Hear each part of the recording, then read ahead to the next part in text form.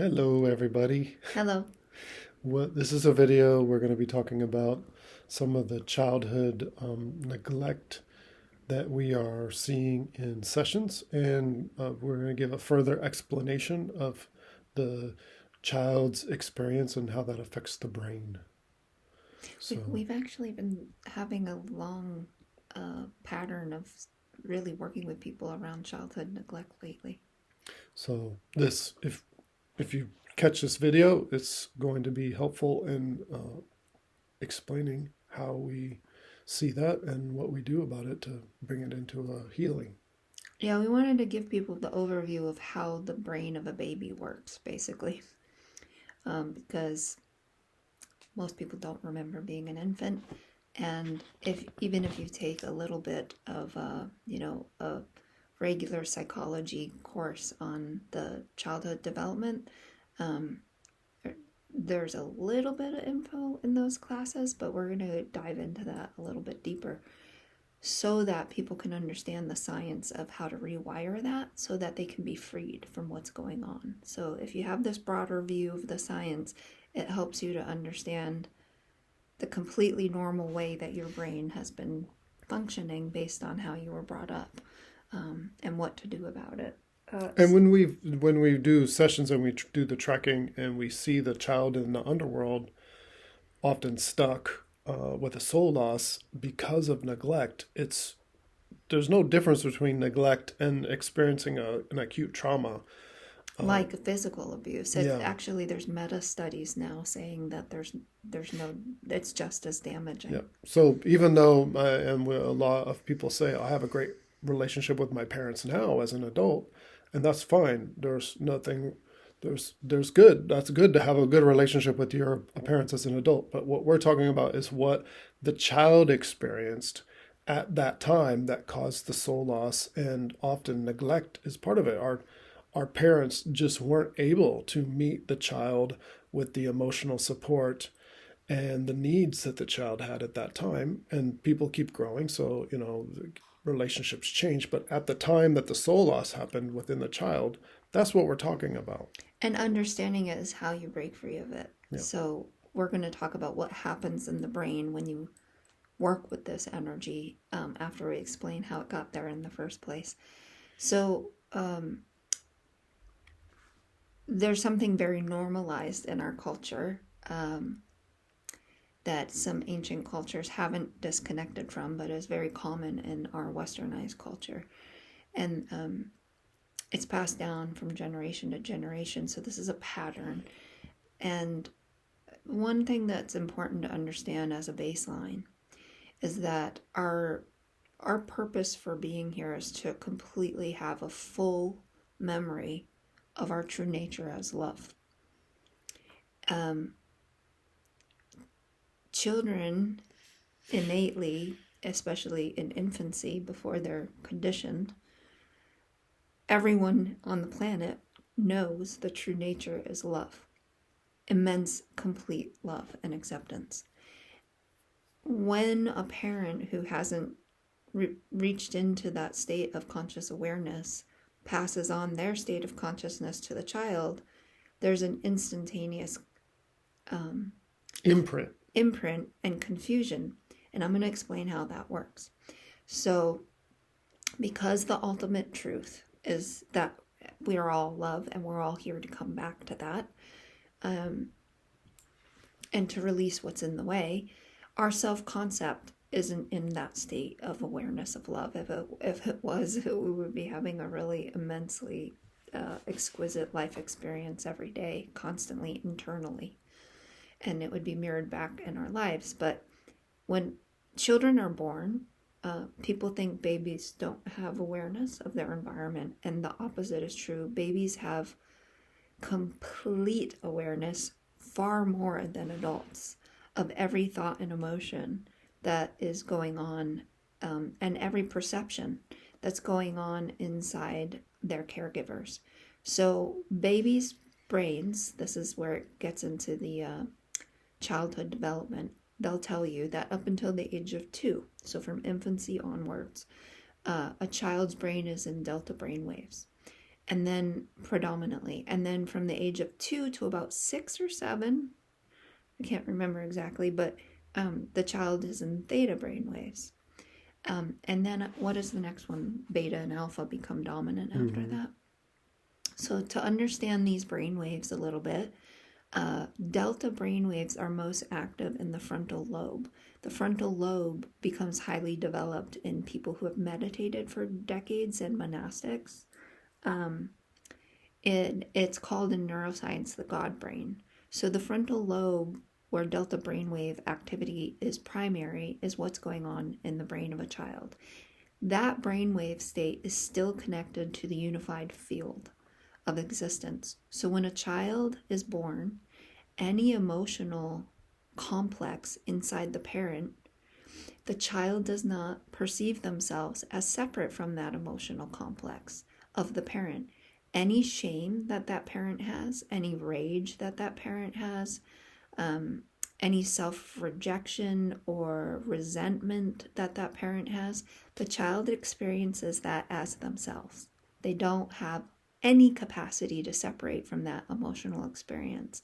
If your parents are fighting when you're in delta brainwaves before the age of 2, that battle is imprinted and identified as going against the truth of love. And immediately anything against the truth of love is calculated inside the brain as a survival mechanism as being shame, unworthiness.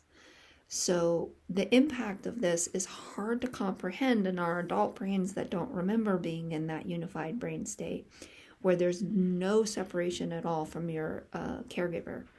And I think that if you watch if you watch Cesar Millan's dog videos, he had a recent one where the owner's dogs kept fighting amongst each other, and the only reason the dogs were fighting is because the owner was anxious and nervous and scared. And every time the owner became scared and anxious, the dogs would fight. And Caesar was like, if you're not anxious and scared and are calm and confident, the dogs will stop fighting. And it's that instant. He keeps telling the owners, it's your brainwave state, not the dog. The dog instantly sees what you're feeling. That sense of intuitive collective consciousness is what a baby is experiencing. That's right. So the good example in the dog and the dog owner, the dog is a reflection, a mirror of the owner's anxiety, nervousness, fear, and the dog automatically responds to it. But that's where a baby is a child is feeling all the feelings in the adults around them as themselves, and they don't separate from it. And when you watch the Cesar Millan dog whisperer videos, the second the owner becomes calm and confident and lets go of their anxiety, the dog immediately considers them the pack leader, and they relax and they feel safe and they feel instantly led. So the baby knows that the parent is not a leader if the parent is in a state of anxiety. And they also, what we mean by leader is in the truth of love. So this is being passed down from generation to generation like a virus. And it goes into the unconscious. It's not something that we have awareness of as completely defining our perception of self, but that is what's happening. So all the work and homework that we give people around those child pieces, this is the point of it, to re-establish the proper connection to that child. I've worked with people who I've tried to explain this to, and it's hard to get at first. That's really common. And they're trying to talk to their inner child, and what they're doing is going, oh, sweet one, it's okay, you're so loved, oh, sweet one. And I'm like, if you try to go to, let's fix this, the child perceives that internally as, you're rejecting my emotion. And the way to transcend the emotion is actually to stop rejecting it and let it be felt. Let it move through the nervous system with complete acceptance of how painful it is. If you don't let yourself feel the pain, you're still judging it, and that blocks transcendence. So it is challenging, and not everybody's ready to do this right away. They need preliminary steps sometimes. But the only way to actually be in transcendence is to fully feel something and let it be seen. If you're just going, oh, baby, baby, I'm so sorry, and you're not sincere, your inner child feels that, and it doesn't feel seen and heard and completely accepted. It knows that you judge and reject it. So you can't fake it. So I'm going to talk a little bit about a couple cases. One is a tracking of a client who I saw as a 4 to 5 month old baby. And I saw this interaction between the baby and the mother. And now the mother was neglected in childhood, and she didn't realize that her sense of empathy and intuition about the needs of a baby were cut off in her amygdala. This is another part of the brain, because she was so constantly met with neglect every single day, rejection, judgment, and neglect as a child. So when she had children and was now a parent of this infant who was 4 to 5 months old, she decided, because her marriage was in crisis, to fly overseas and leave this 4 to 5 month old baby with its grandparents. And this isn't the only example. We have actually lots of examples of this sort of thing happening. I'm going to give a couple examples today, but this is just to let you know how this works in the brain. So I'm sitting there watching the mother decide to wean the baby way too early.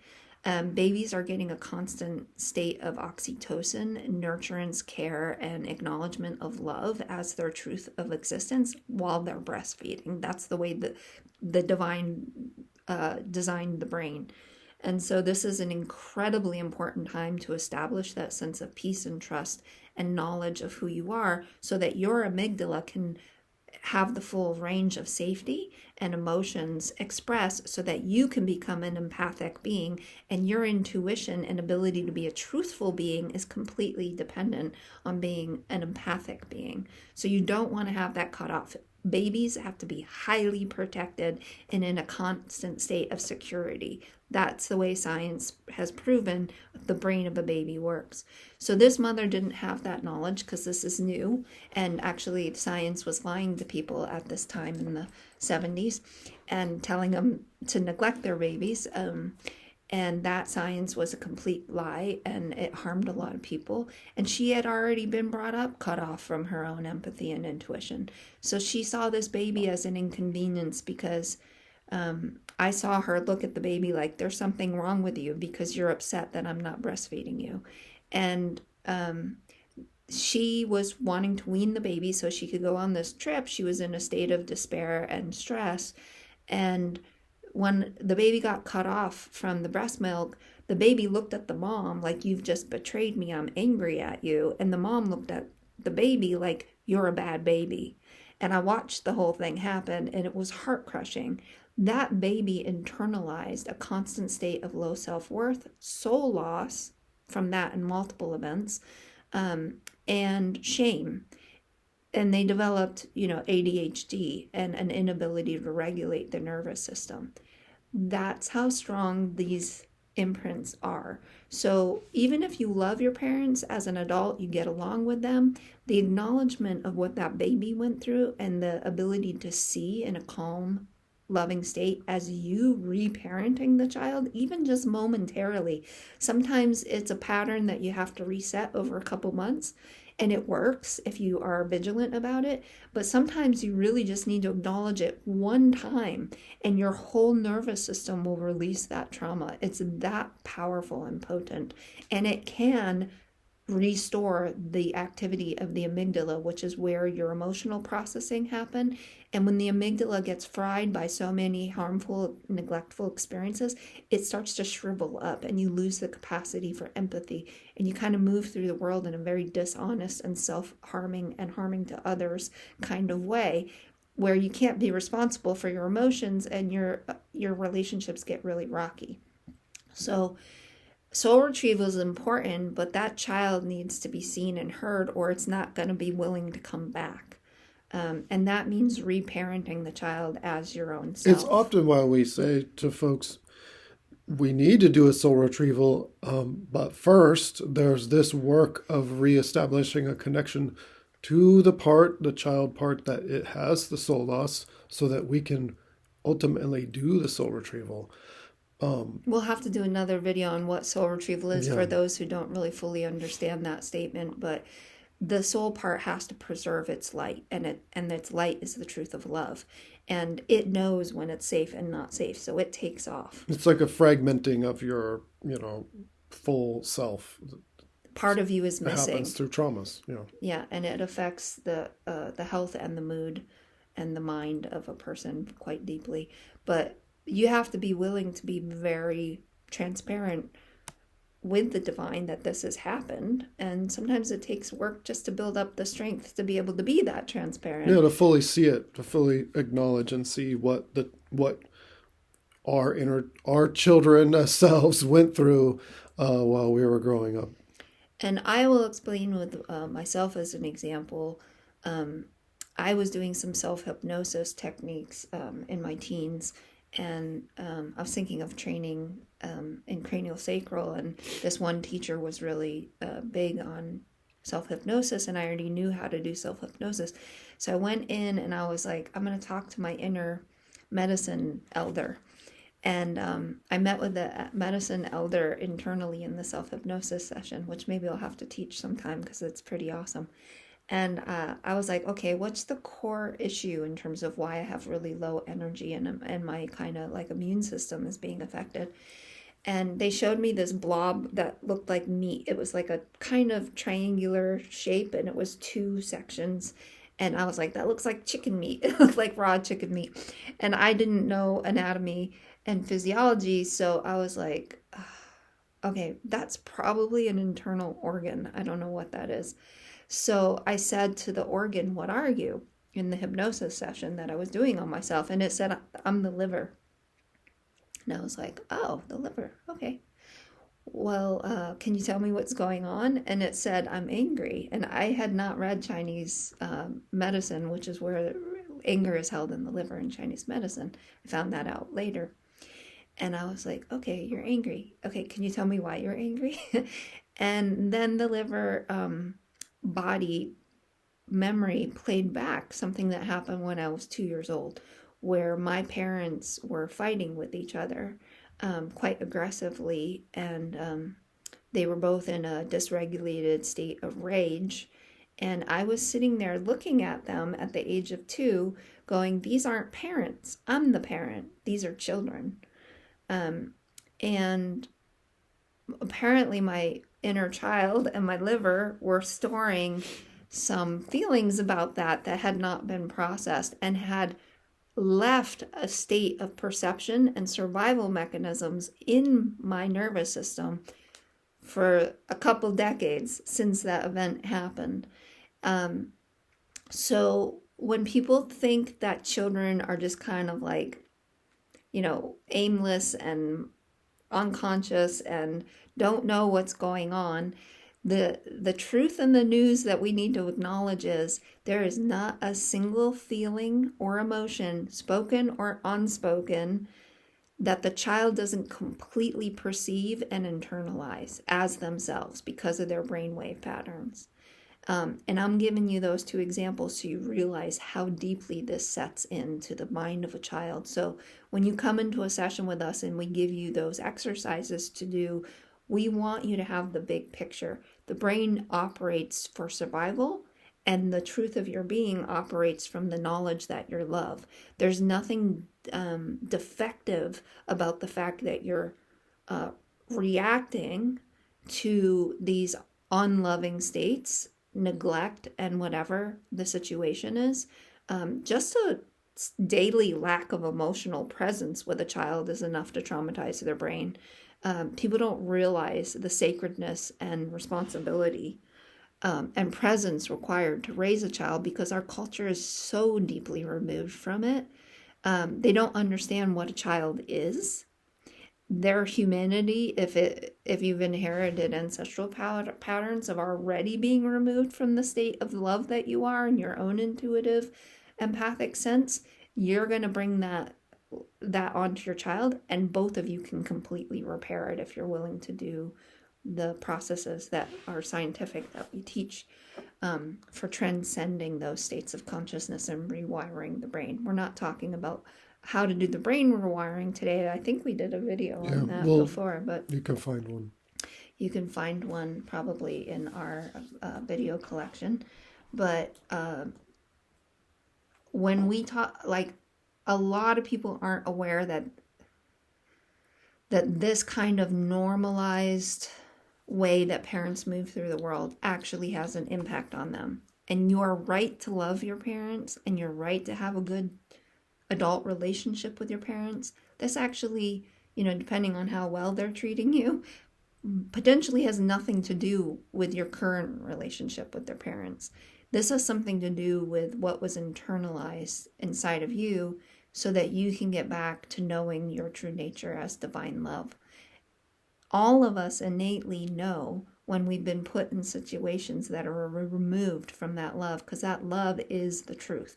There isn't a being on the planet that doesn't react to the opposite of that truth, because everyone is wired for it. Every single life that's been born on this planet is wired for it, because it's the purpose of what we came here for. So to know that at the root of any dysfunction is this completely innocent state of immense beauty and safety and love and empowerment that you can move through the world with, that is truly what you are. That is the message. And this virus that's getting passed down is the sickness that needs the medicine to be healed, and it can be healed. And just to end there, I think in Don Miguel Ruiz's book, The Four Agreements, he opens the book with the story about how we all get a parasite when we incarnate on this planet. There's this skin disease that everyone gets, and it's the pain and suffering passed on. And that's essentially, every tradition talks about it.